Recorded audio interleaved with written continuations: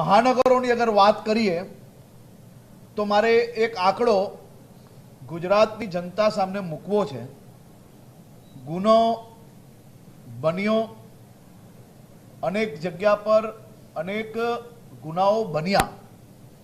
સમાજ જીવનમાં જ્યારે આ પ્રકારના ગુના બને તો એવા ગુનાઓની પાછળ ગુનેગારોને સીધા કરી લેવાનો એ સંકલ્પ લઈને ગુજરાત પોલીસ પાસે કામગીરી કરાવી રહ્યા છે।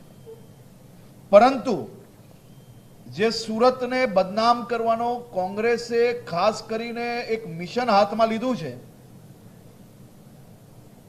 એનસીઆરબીના ડેટા પ્રમાણે જે આઈપીસી કલમના કેસો જે દાખલ થાય છે એ કેસોમાં 1 લાખ જનસંખ્યાના આધારે કેટલા કેસો, તો સુરતમાં 1 લાખની જનસંખ્યાની સામે 215 કેસ, દિલ્હીમાં 1832 કેસ, કેરલામાં 626 કેસ, બેંગલુરુ કર્ણાટકાની અંદર 337 કેસ, મુંબઈ મહારાષ્ટ્રની અંદર 376 કેસ, હૈદરાબાદ તેલંગાણાની અંદર આ જ પ્રકારના 266 કેસ, એની સામે ગુજરાતના સુરતની અંદર 215 કેસ, જેમાંથી મોટા ભાગના કેસો એ ચીટિંગના અને બીજા પ્રકારની જે ઘટના ઇન્ડસ્ટ્રીઝ જોડે લાગતી હોય, ઇન્ડસ્ટ્રીયલ વેપારની લાગતી હોય, એવા કિસ્સાઓ બી આની અંદર સમાવેશ થાય।